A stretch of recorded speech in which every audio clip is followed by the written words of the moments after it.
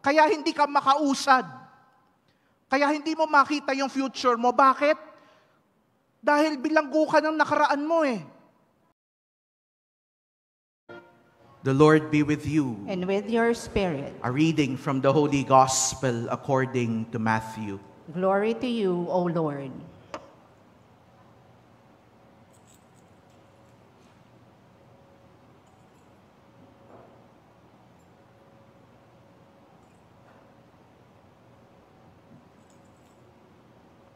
Peter approached Jesus and asked him, Lord, if my brother sins against me, how often must I forgive? As many as 7 times? Jesus answered, I say to you, not 7 times, 77 times. That is why the kingdom of heaven may be likened to a king who decided to settle accounts with his servants. When he began the accounting, a debtor was brought before him who owed him a huge amount. Since he had no way of paying it back, his master ordered him to be sold with his wife, his children, and all his property in payment of the debt. At that, the servant fell down, did him homage, and said, Be patient with me, and I will pay you back in full. Moved with compassion, the master of the servant let him go and gave him the loan. When that servant left, he found one of his fellow servants who owed him a much smaller amount. He seized him and started to choke him, demanding, Pay back what you owe. Falling to his knees, his fellow servant begged him, Be patient with me, and I will pay you back. But he refused. Instead, he had a fellow servant put in prison until he paid the debt. Now when his fellow servants saw what had happened, they were deeply disturbed and went to their master and reported the whole affair. His master summoned him and said to him, O you wicked servant, I forgave you your entire debt because you begged me to. Should you not have had the pity on your fellow servant as I had pity on you? Then in anger, his master handed him to the torturers until he should pay back the whole debt. So will my heavenly Father do to you, unless each of you forgives your brother from your heart.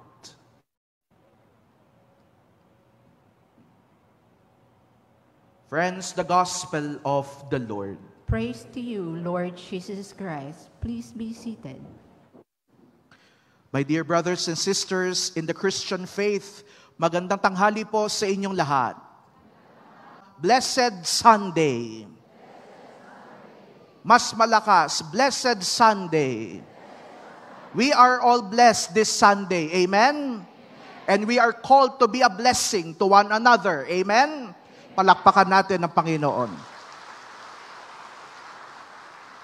We are also blessed by the presence of our 2 seminarians who are here, Seminarian Matthew Panlake of the Diocese of Caloocan and Seminarian Val Anthony Mahilum of the Diocese of San Carlos. We are also blessed by the presence of our religious sisters who are here at the back, the Hermanas Misioneras Servidoras de Palabra, the HMSP sisters who are here. Palakpakan natin ang mga natin na sa likuran. At nagpapasalamat ako sa inyong lahat sa pagpunta po dito sa SM Grand Central dahil alam ko nagsimba kayo ngayong araw na ito, hindi dahil huling araw na ng 3-day sale, hindi rin dahil bukas na yung sumuniko na gusto kong tikman sa baba, kundi dahil gusto nyong magpasalamat sa lahat ng mga biyayang binibigay sa atin ng ating Panginoon sa buong nagdaang linggo na ito. Amen? The theme of the gospel for today is forgiveness, pagpapatawad. At kung kayo po ay nagsimba last Sunday, sinabi ko that there are 5 major discourses in the Gospel of Matthew. At ito po yung nabasa nating Gospel sa linggong ito ay continuation ng Gospel last Sunday. Kung inyo pong naalala yung Gospel last Sunday, 'di ba, tinanong si Lord, no, kung paano yung tungkol sa community kapag may nagkasala, kakausapin mo. 'Di ba? Naalala niyo 'yon? Parang hindi niyo naalala. 'Di ba? Kapag may nagkasala sa iyo, pupuntahan mo, kakausapin mo, at ipagdadasal mo. So, ito ngayon yung continuation ng gospel sa linggong ito. Matthew chapter 18 verse 21 to 35. Si Peter mismo ang nagtanong kay Jesus, Lord, how many times should I forgive? Panginoon, ilang beses po ba akong magpapatawad? Pero tingnan nyo nung pagtanong niya, meron agad siyang binigay na numero. Sabi niya, Lord, how often must I forgive? 7 times? Panginoon, ilang beses po ba ako pwedeng magpatawad? 7 beses po ba? Saan nanggaling yung 7 na yon? Bakit kailangan niya agad sabihin yung 7 beses?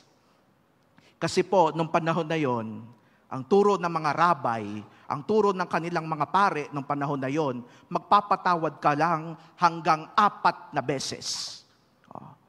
Magpapatawad ka lang hanggang 4 na beses. Kapag ka lumagpas na ng 4 na beses, nako, pwede mo nang patayin yan. Panahon na yon. So, yung ginawa ni Pedro, yung 4, sinobrahan niya. Ginawa niyang 7. Kasi po ang 7, ang number 7, very significant po yan sa mga Jews. Kapag ka sinabing 7, it is an image of perfection. 7 is the perfect number for the Jews. Kaya para bang sinasabi ni Peter, Lord, kapag ka magpapatawad ako, papatawarin ko ba agad? 7 beses, ibig sabihin, in a perfect way. Mas maganda yung sagot ni Jesus. Sabi niya, not 7, but 70 times 7. Hindi ako magaling sa math kaya ako nagpare. Ano ba yung 70 times 7? Walang nakakasagot. 70 times 7? Basta yun na yun. Oo. Ang ibig sabihin ng 70 times 7, paulit-ulit, unlimited. Ibig sabihin ng pagpapatawad, hindi mo binibilang. Ang pagpapatawad, hindi kinakalkula. Hindi mo sasabihin, nakaisa ka na patatawarin kita ngayon. Nakadalawa ka na, patatawarin ngayon. Ang tinuturo sa atin sa linggong ito, kapatid, magpapatawad ka ng paulit-ulit, unlimited at walang hangganan. Ang problema, isang pagkakamali pa lang, hirap na tayong magpatawad. Alam nyo, maraming naidudulot sa buhay ng isang tao, ang isang tao na hindi marunong magpatawad. At sa linggong ito, yan ang gusto kong pagnilayan. What are the effects of unforgiveness? Ano ba yung epekto sa atin kapag tayo ay hindi nakakapagpatawad? 3 words I want you to remember this Sunday, brothers and sisters. First is, unforgiveness makes us prisoners of the past. Sabihin nyo nga po, prisoner. Mas malakas, prisoner. Pangalawa po, unforgiveness makes us bitter persons. Sabihin nyo nga po, bitter. And third, unforgiveness hinders our fellowship with God and others. Sabihin nyo nga po, hinder. Prisoner, bitter, hinder. Ulitin nyo nga, prisoner. Very good, children. Pag nilaya natin isa-isa. First reflection, unforgiveness makes us prisoners of the past. Sabihin nyo nga po, prisoners. Ang isang taong hindi marunong magpatawad ay isang taong bilanggo. At ibig sabihin ng bilanggo, hindi ka makakakilos ng maayos, limitado ang galaw mo dahil bilanggo ka. Bilanggo ka saan? Ng iyong nakaraan. Sa mait na nangyari sa buhay mo. Kaya hindi ka makausad. Kaya hindi mo makita yung future mo. Bakit? Dahil bilanggo ka ng nakaraan mo eh. At nakakalungkot mga kapatid, marami sa atin bilanggo ng ating mga nakaraan. Ang panawagan sa atin ngayon, para ikaw ay makausad sa kinabukasan, baka kailangan mong bitawan ang nakaraan. Amen? Kasi nakaraan na yun eh. Tapos na yun. Kung tapos na yun, baka pwedeng umabante ka na para makausad ka sa kinabukasan. Amen? Brothers and sisters, forgiveness is an act of liberation. Tandaan nyo yan. Forgiveness is an act of liberation. Pagka nagpapatawad ka, ito'y para pagpapalaya. Lumalaya ka. Lumalaya din yung taong pinapatawad mo. Pareho kayong lumalaya. Kaya ang panawagan ko sa linggong ito, mga kapatid, lumaya kayo. Yung nangyari sa inyo 20, 30, 40 years ago, lumaya na kayo doon. Meron akong kilala, galit siya sa tatay niya dahil nag-away sila noong 1980. Hanggang ngayon, hindi niya mapatawad. Anong taon na ngayon?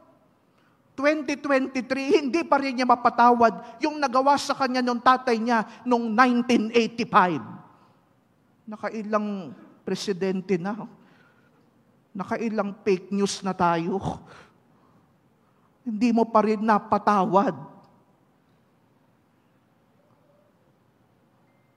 Pagka ang isang tao nahihirapan magpatawad, lalong-lalo na dahil sa nakaraan niya, para bang pinipili niya na imbis sa peklat,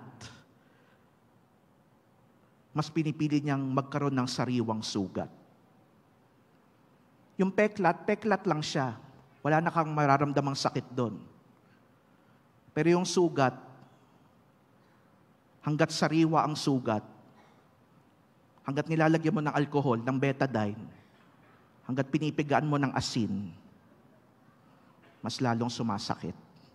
O ngayon, mamili kayo, peklat o sugat. Mga mukha kayong peklat. Brothers and sisters, never be a prisoner of your past because it was just a lesson, not a life sentence. Diting ko ha, never be a prisoner of your past. It was just a lesson, not a life sentence. Kaya, lumaya. Amen? So yun po yung una, prisoner. Sabihin nyo nga po ulit, prisoner. Second reflection, unforgiveness makes us bitter person. Sabihin nyo nga po, bitter. B-I-T-T-E-R, bitter. Ano ba yung bitter? Mapait. Nasabihan na ba kayo niyan? Alam mo, ikaw, ang bitter mo. Para kang ampalaya, bitter. Napakapait mo. Nakita mo yung ex mo, masaya na siya, kasama yung bago niya.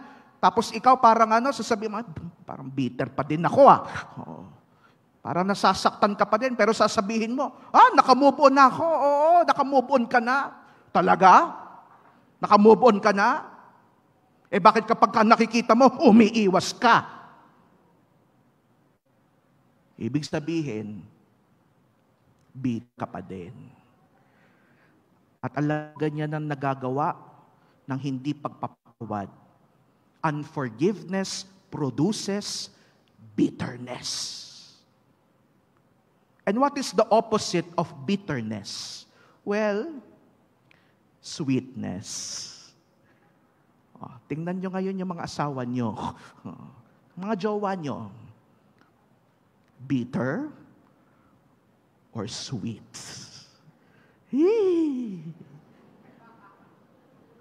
Alam nyo, kapag hindi kayo nagpapatawad, para kayong gumagawa ng sarili nyong lason na kayo ang umiinom.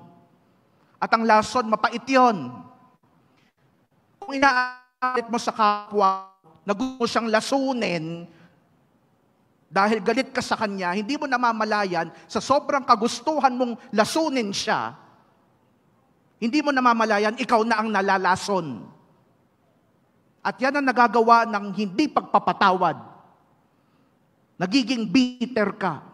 Kaya hindi mo pwedeng sabihin, mahal mo yung tao, pero bitter ka doon sa iba. Brothers and sisters, remember this. Bitterness and love cannot be at the same heart at the same time. Remember that.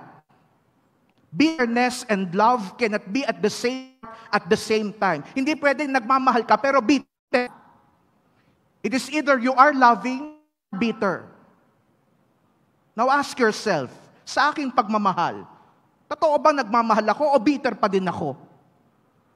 Ampalaya ba ako o asukal? Am I bitter or am I sweet? Ang Kristiyano, hindi bitter, ha? Walang Kristiyanong ampalaya. Tandaan nyo yan.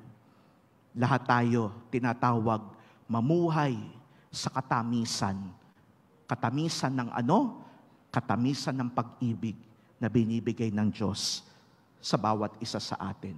At kung nararamdaman mo ang katamisan ng pag-ibig ng Diyos sa iyo, dapat ikaw din maging matamis sa pag-ibig mo sa iyong kapwa-tao.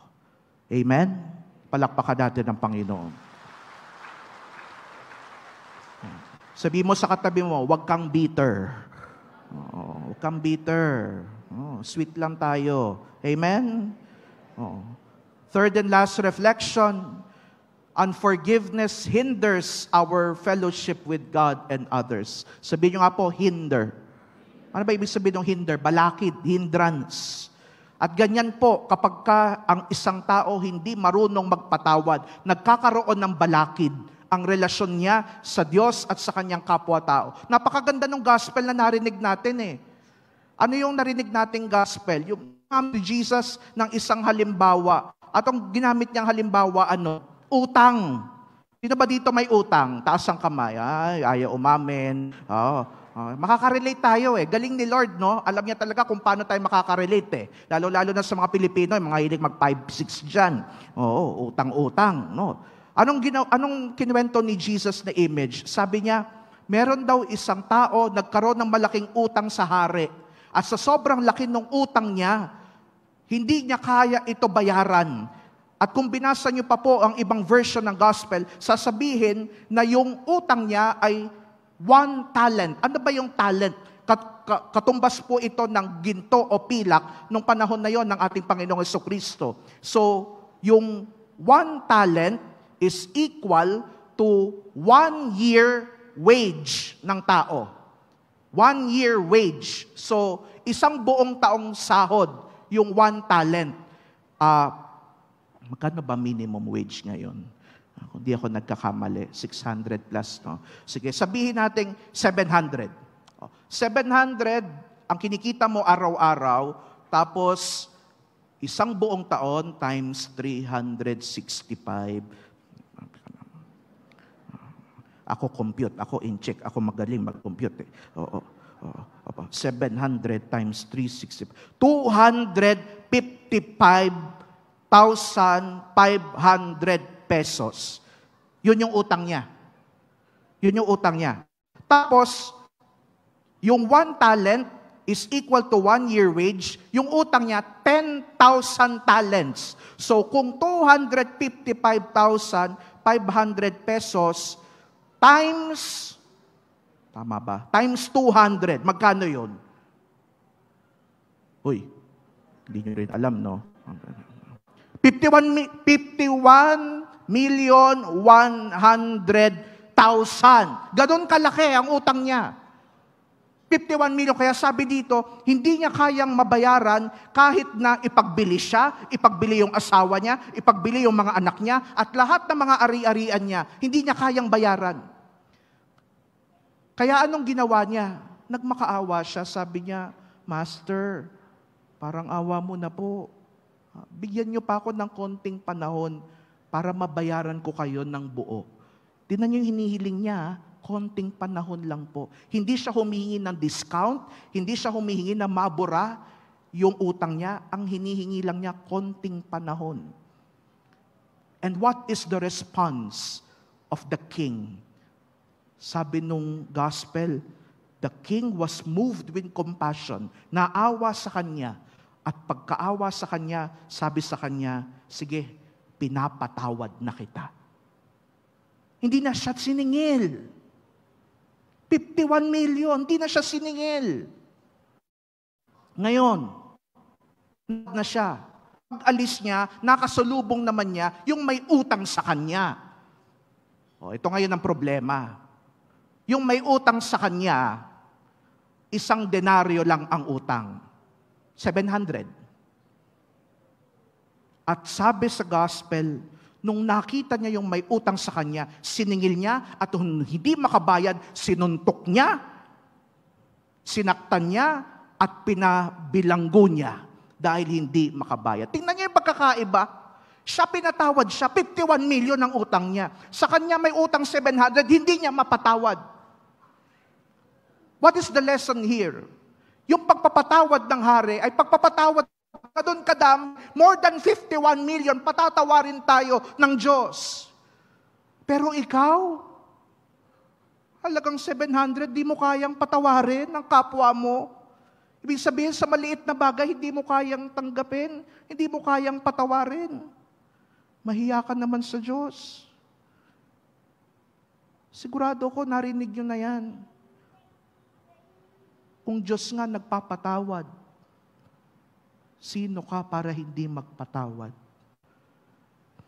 Today, learn how to forgive. And you can only learn how to forgive if you have experienced being forgiven. Pinatawad ka, kaya ka magpatawad. Ganyan ang buhay.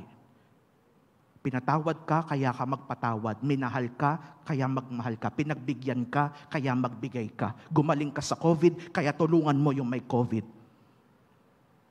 At ganyan ang ginawa ng Diyos. Pinatawad niya tayo sa ating mga kasalanan. At kung tayo pinatawad sa ating kasalanan, dapat tayo din magpatawad sa kasalanan ng iba. Amen? And that is our prayer today, sisters. As you forgive, you will feel the joy of being forgiven. Madali? Hindi. Pero kaya. At sa tamang panahon, maghihilom ang mga sugat ng nakaraan. Sa tamang panahon, mapagbabayaran lahat ng utang. Sa tamang panahon, mapapatawad ang ating mga kasalanan. Dahil hindi ka marunong magmahal kung hindi ka marunong magpatawad.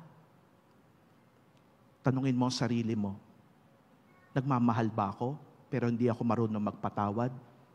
Baka hindi totoong pagmamahal yan. Pero kung marunong kang magpatawad, lalong-lalo na sa mga taong malapit sa iyo na nakagawa ng mga masasakit na bagay sa iyo, yung mismong akto ng pagpapatawad, yun na mismo ang pagmamahal na binibigay mo sa Kanya. Amen? Amen. So yun po yung huli, hinder. Sabihin nyo nga po, hinder. Review tayo, children. Yung una, pangalawa, bitter. Panguli, galing. Itag nyo ako sa Facebook, follow nyo ako sa TikTok, kasi hindi naman sa pagmamayabang. Meron na tayong 340,000 followers sa TikTok. Salamat sa mga nagpa-follow. Ang hindi mag-follow, alam nyo na, di kayo maliligtas. Biro lang po. Sana magpatawad. Amen? At yan po ang pagdadasal natin sa buong misa na ito. Matuto tayong magpatawad dahil tayo din ay pinatawad. Lord, forgive us our sins as we forgive those who sinned against us. Amen?